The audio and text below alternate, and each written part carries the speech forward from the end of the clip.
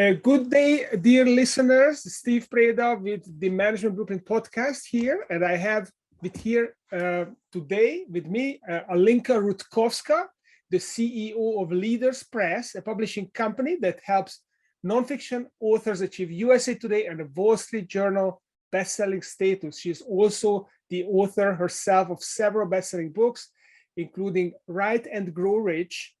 And her books in combination have sold over 80,000 copies. So welcome to the show, Alinka. Thank you so much for having me here, Steve. I'm excited to have you. And it's in the morning here in Virginia, but you're in Italy, right? So it's in the afternoon for you. That's right. Just after lunch. So hopefully that's not going to slow us down. So I'd like to start our conversation, as always, about your entrepreneurial journey. So how does one become the CEO of a publishing company that helps entrepreneurs publish best-selling books? How does that even happen?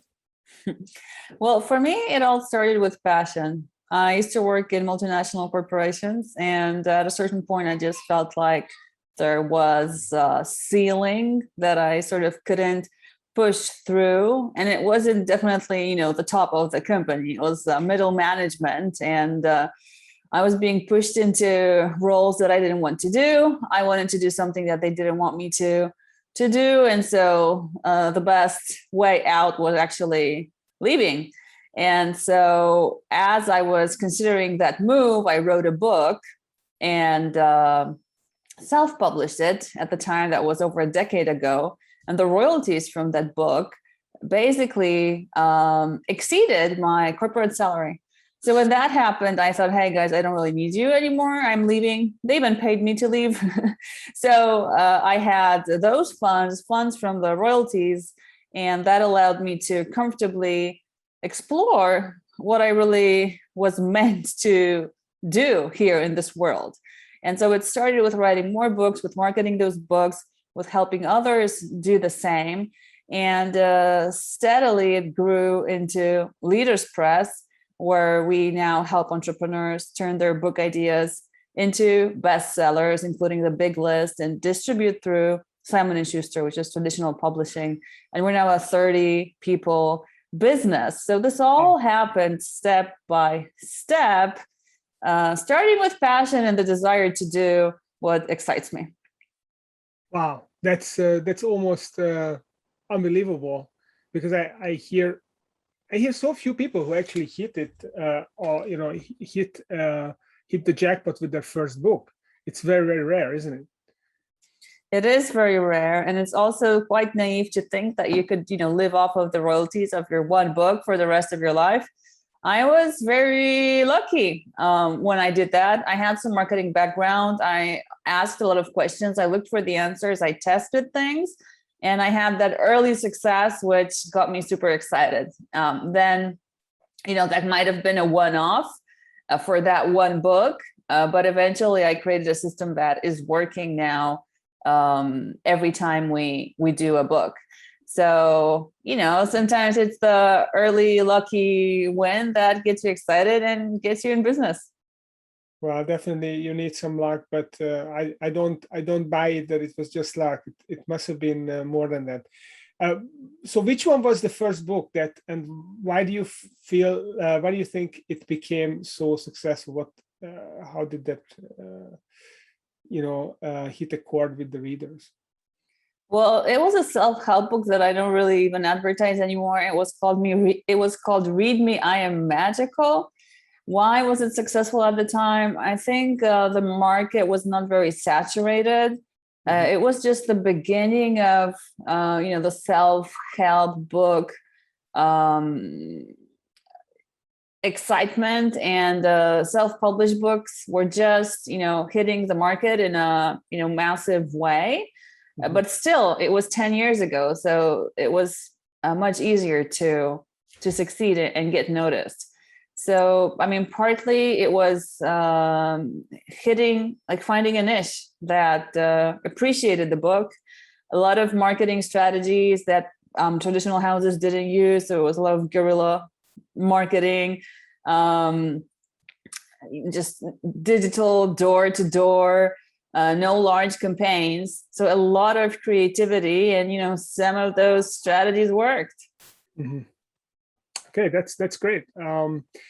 So other than launching a book and obviously learning the lessons and then incorporating that into your business and using that to do it for other people that was successful for yourself, figuring the recipe out.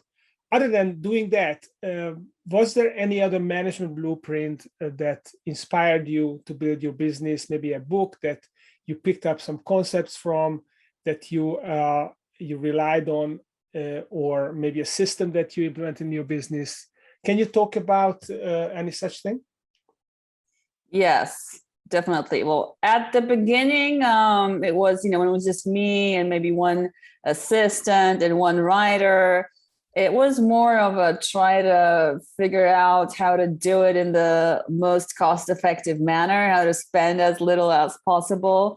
But then as we started growing and, realized that we're dealing with premium clients here, we changed our approach and decided that we need to systemize things. So now we're very strong as far as processes are concerned. So in order to build the business as it's functioning today, there's this book that really helped me, Traction, by Gino Wickman. So I think it's a must for any growing company. I actually first listened to the audiobook, then read this, then listened to the audiobook again, then read parts of it again and implemented. This is the first time it's sort of an eye opener, and then you read it to actually implement it.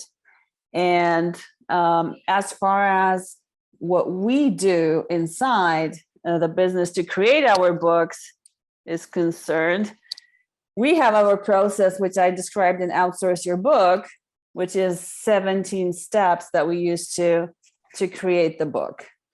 So this is the table of contents. You don't even have to read it. Open the table of contents. You get our 17 steps. This is on our website, leaderspress.com, right there when you go, if listeners want a copy. So everything is structured. We work with Asana. So all our projects have timelines and clients get updated every week about what's going on. So it's really process driven. I learned that the more robust our processes are, the less human error we have. So when the behaviors are driven by automatic reminders of you're supposed to do this, you're supposed to update this, and it's all in one big master spreadsheet or software program, then we don't have to rely on them remembering, I need to ask for editorial reviewers to prepare the reviews. No, it's there. So they know exactly what to do. And thanks to this, I'm not even involved in operations anymore, and I have my team taking care of everything. Wow, that's very interesting. So, so tell me a little bit about this Asana and how you implemented it and how does it help. I understand the daily reminders and stuff, but I'm sure there's more to it. Right. So within Asana, every project is assigned to a project manager, and every task is assigned to a responsible person. So let's say that in order to create a book, okay, we have 17 steps, but each step has several sub-steps. So let's say there are 100 things that need to be done to get a book done from scratch. And so we would automatically, the moment we start working with a client, have this timeline created based on when the book will come out, of, this day is when we need to do the strategic positioning. And this is the person who's going to do it. So even before that, we would have to schedule this meeting with the client. At a certain point, there would be, cover design, and who's going to design that cover. So then the project manager would reach out to that person who would design the cover. And so it's 100 things that at first I had them all in my head, but I could have it in my head for one book, for two, for three, for five. But, after that, it's over. You can't scale, having the whole system in your head. And, I thought I was I had this, black magic powers that allowed me to send these books to bestseller lists, but that's not true. That could all be extracted and structured and put into a checklist and taught. So now we have a whole team of people doing that. And my role becomes coming up with new creative services, ideas, growing the business through ways that we're not doing right now. So whatever is now part of a process, once upon a time was something new and creative that I put together. As soon as it becomes something that's our normal modus operandi, I'm no longer so excited by it. Like, okay, well, that's how things are done, and I want to create and do more. And I might have 100 ideas. 20 will be good, but those 20 good, then they will become our processes, and we'll stand by them, guarantee that they work. And so I can do what I like to do, which is do the creative things and inspire the people, grow the business, and what does work becomes the process. So you are what Traction or EOS calls the visionary entrepreneur, right? Yes. Going to run the day to day. So do you have an integrator or an operator of the company that does that, or yes, processes do it for you? I have, I would say, even 2 integrators, because we have 2 chief COOs, chief operations officers. One is responsible for client relations, so the front desk, so to speak, and the other one with all the processes, it'll be the back office. And they have completely complementary talents. Like we did the Colby tests, all of us, and we are a really good fit because the visionary gets bored as soon as they figure something out. The integrator, they want to put it together. But I'm not a total screw up as far as integration is concerned. I also use some of that language and processes. When I ask people to do something, I want to know by when, by whom it will be delivered. And so I don't just say, let's do this new creative thing. I want to assign a person. I would want to have a report by a certain date. So this is what you need to do to integrate. But there's a lot of integration going on. There's a lot of detail.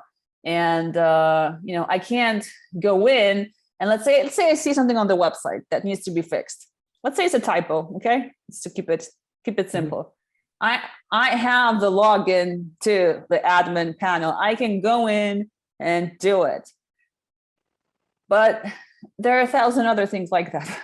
So if I notice that, I'm not going to do it. I'm going to send it to the right person to get it done, because then that empowers them to keep looking at it. And I can't do their job for them. I couldn't scale that way. So it's great to have a team to rely on. It's a little bit scary. So I said that operations, I'm not really very invested anymore. I'm not operational. I don't do I'm not the operator anymore. I'm very invested in the success of operations. So I speak to my COOs every day, and we have one-to-ones, and we have operations meetings and leadership meetings and 15-minute catch-ups and all that stuff. So if there's like a dilemma or a bigger thing, I always know about it. But I don't, meet with the clients. I have excellent people who do that. As far as sales are concerned, until recently, I was involved in sales, doing sales calls. Now I don't. Now we have a sales team. So it's very rare that I would actually do a sales call. It would have to be through some sort of, we're in the same mastermind together, and so let's talk. Again, it would be awkward to say, talk to my sales guy. No. So then in that case, we would chat. But being responsible for bringing in a significant chunk of revenue directly, to going to, no, I have these people who are now responsible for that, and all I can do is inspire them and motivate them to bring in the numbers that I would be able to bring in. That's uncomfortable. That's getting out of my comfort zone. But that's what I need to do to scale. Like I have 24 hours a day. Okay. Need to sleep, need to eat, to spend some quality time. Okay. Let's keep it politically correct. I have 8 hours. Okay. I have 8 hours. Let's say I'll do 8 meetings. but I can't do 16. I can't do 24. I can if I am 2, 3, 4 people. So then that's, that's the way we grow. Have to go out and do the hardest stuff, and that's outside of the comfort zone. I always tell my clients that if they want to grow this company, it means everyone has to step out of their comfort zone and do the uncomfortable thing and delegate all the things that are comfortable already. Because if they don't raise their productivity to 2 times, 3 times, then the company is not going to grow 2 or 3 times. They all have to grow personally to take the company with them. So let's switch gears here a little bit. It's fascinating. Obviously, Traction EOS is a system that is well known, so I don't want to dwell on it too much on this podcast. Listeners can check it out. But I'm really interested about how an entrepreneur can use a book, a best-selling book, to grow their business. So a lot of entrepreneurs do that these days. How does it work? How does it help a business owner? Right. So the 2 main types of books that we do are legacy pieces. So that's more about, let's leave a legacy so that when I'm gone, what I know, what I experience isn't gone. And then a lead generator. And the lead generator, so I'll just give you an example. The legacy piece is like what we did for the co-founder of DHL International, 50 years of DHL. We did this book for him. He doesn't care about growing his business. It's a multi-billion-dollar business. He's good, but he wants to leave a legacy. So one day the book will remain. Then the other type is a lead generation piece. So this is what outsource your book is. There is a lot of wisdom in here. Like, you can take this and basically do your own thing. Well, you'll become a project manager of your book, which the idea is that you don't, because you have your business to run. But I don't hold back. Everything is in this book. So it's also a lead generator, because when you go in, there's a link that says, hey, go to this URL and see if we're a good fit to work together. So this takes people directly into our funnel. That's what the lead generator is. You can use it on podcasts like this. So I will say, go to our website, leaderspress.com, and you see the pop-up, put in your email and get the book. What happens then is I'm able to communicate with you and potentially offer the cool things that we do. So there's that. Whenever you speak, whenever you write a blog post, you mention that so that people can go and get the book. A book is a really great opt-in thing, as an ethical bribe, let's call it, because it's like buying candy at the cash register. There's this instant gratification. So for a webinar, unless it's evergreen, you have to wait. A workshop, event, you have to wait. A PDF, you put in your email, you get it immediately while you're thinking about it. So that's a really good tool. Then there's Amazon, which is huge. The books that we do, we make sure they're easily findable. So whatever the topic is, like if you put how to write a book or how to ghostwrite your book or something like that on Amazon, a bunch of my books will come out, because that's how they're all tagged. So it's all the keywords, all the categories, how the descriptions are written. So what we do for our clients is we make sure that whenever somebody writes, so whenever somebody is looking for, their area of expertise, their books come up. Actually, funny story. Through this book, the co-founder of DHL International found us on Amazon, and then we did this book for him, Designed to Win. And now we have a lot of outreach, like to reach out to people and find them. But some people have a lot of gatekeepers. They don't have a LinkedIn profile. They're like, I'm all about LinkedIn. Everybody, you need a LinkedIn profile. However, Mr. Pochang is not on LinkedIn. And if you go and find an email on the website, his assistant will, take care of it and not send it to him if you're pitching something. So this was the only way he could, find out about us. Mm-hmm.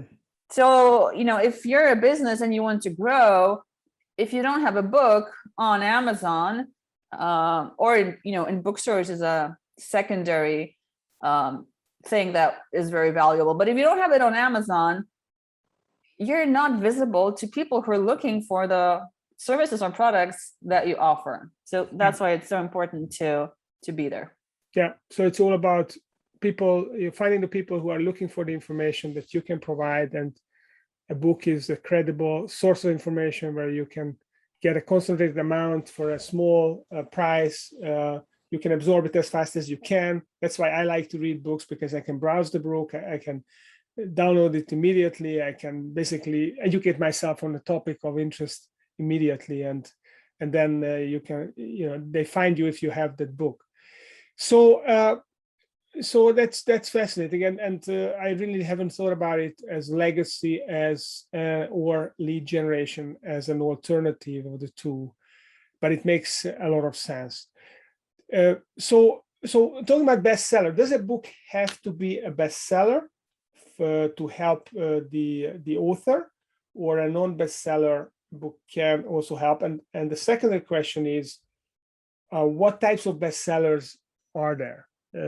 Is it the same being an Amazon bestseller to being a New York Times bestseller, and what are the degrees in between? So I guess two questions in one. It all depends on your goals. So what we just described, the fact that you're on Amazon, even if you're not a bestseller, you still have the presence and you're still searchable. So if what you write resonates, people can find you. So that's important. You don't have to be a bestseller to have a significant benefit from having a book. If you do get bestseller status, that helps authority, that increases your rank as an authority. So whenever you can say you're a best-selling author, and usually best-selling means Amazon best-selling, that looks really good on your book cover or on your signature. Then when you can say USA Today or Wall Street Journal or New York Times best-selling author, that even further increases your authority levels. So, I mean, that's the top, but it's better to be an author than not to be an author. It's better to be an Amazon best-selling author than a non-best-selling author. And it's better to be a USA Today best-selling author than an Amazon best-selling author. So those are sort of the grades. And as far as the different bestseller statuses are concerned, I'll give you some numbers so that you can draw the conclusions yourself. Amazon has tens of thousands of categories, and the ranks change every hour. So every hour you have a chance to be a bestseller in one of the tens of thousands of categories. So it's pretty easy if you know what you're doing. We guarantee this for every book that we do. We have no doubt that we can get that done. Then you have USA Today and Wall Street Journal bestsellers. USA Today has 150 spots on the list weekly. So every week, only 150 books will be on that list. So it's a huge difference, right? Not every hour, but every week, and not tens of thousands, but 150. So in order to get on that list, you need to sell at least 6,000 copies in a week. Mm-hmm. Okay, so that's not so easy to orchestrate. You probably can't make, can't probably email your friends and they will all buy. You need to have a lot of friends, and they'd have to open your emails and do what you're asking them to do. Mm-hmm. So none of these books on the lists are there by chance. Okay, 99.9% of those books are there due to a orchestrated effort that's been lasting for months to get on those lists. Okay, so it doesn't happen by chance. Oh, wow, I can't believe my book hit the USA Today bestseller list. I didn't do anything. No, it doesn't happen. It's all, it's all huge marketing efforts behind it, either by the author or the publisher or a whole team of people. Mm-hmm. But, this is what people really look up to. Wall Street Journal is for business books, mostly for nonfiction books, like broader nonfiction books. So no fiction. And there are a couple lists, and each have 10 slots. Mm-hmm. So since it's a narrower, it's fewer genres, it takes about 3,000 sales in a week to get on that list. Mm-hmm. Okay. And so these two lists are compiled based on sales only.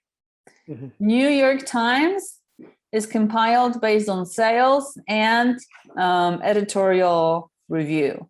So you might have the sales, but the editorial board will say, we don't like this author, we don't like the cover, we don't like the publisher, we don't like their faces, so we're not going to include them. Mm-hmm. So it's subjective. Like it's not a pure list. There is somebody saying yes, yes, Yeah. So it's important to note that when you're considering the various levels. This is why we do not guarantee New York Times bestseller, because you can't. Yeah. But we can guarantee USA Today and Wall Street Journal because they're pure lists based exclusively on sales, and we know how to get sales. Mm-hmm. Okay, that's fascinating. So when you have you're associated with the Simon and Schuster, so does it mean that you are a professional publisher or you're a self-publisher? Some people talk about vanity publishers. So what are the difference between these types of publishers, and how does it matter anyway for an entrepreneur launching their book? Okay, self-publishing means you do everything yourself. So you might have some freelancers to help you edit or do the cover, and then you upload it on Amazon and you self-publish the book. You're done. Vanity publishing is, as far as I understand it, you pay and you get published. So that's a pretty straightforward model. We consider ourselves a hybrid publisher, so we won't publish anything even if we get paid. We do reject projects, whether it's an idea or a manuscript. So a manuscript is poorly written and we can't edit it. We can offer to do the book from scratch, or we won't be able to work with it. And then there are also some ideas that if we don't think they fly, or if these could result in some problems, then we will also not publish it. So it has to be business, or maybe not purely business, but our goal is to work with leaders in their niches. So it could be non-business, but we want to help leaders increase their authority. So there is a recruitment sort of process that our authors go through. And we have a distribution partnership with Simon and Schuster, meaning that the paperbacks that we do are distributed through their traditional channels. That's, the bookstores, potentially airports. And we do, as opposed to, Amazon self-publishing, which is print on demand, which is a great system, very easy to do. I love it. With traditional publishing, we have print runs and inventory. So it's, quite a different beast. It's a whole new world, a whole added level of complexity that we just, took upon ourselves. But it's part of the game. And then the traditional publishing is, you need an agent. The agent will pitch to traditional publishers. You might or might not get an advance. This advance might be smaller or larger, and it will probably take like 2 years for your book to see the light of day. That was the only way books could get published a long, long time ago. Right now, whether you go with self-publishing, hybrid publishing, traditional publishing, you can then be picked up by a traditional publisher, either domestic or foreign. So like what we do is we pitch our books to foreign publishing houses and get deals for our authors. So then those publishing houses would pay in advance. They would translate the book and launch it in those countries. So that's a really neat way to get an extra return on investment. Wow. Okay, that's definitely very intriguing. I might ask you offline more about that. So is there any advantage for someone to go with a traditional publisher as opposed to go with a Leaders Press, what you call the hybrid model? So I understand the hybrid model's advantages. You can get there faster. You can, guarantee bestseller status, all that stuff. What are the disadvantages as opposed to a traditional publisher? Are there still any advantages to be traditional published? So to me, the advantages of traditional publishing is the distribution. That's the main thing, which we now offer.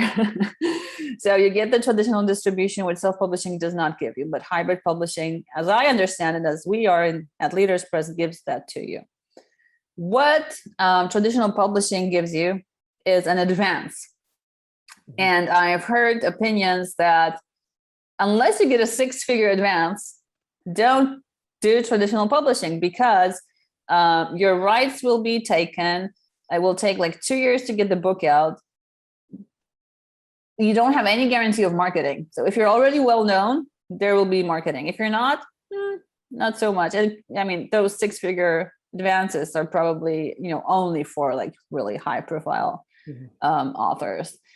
So that's a recommendation I've heard by some well-known entrepreneurs who've had successful business books.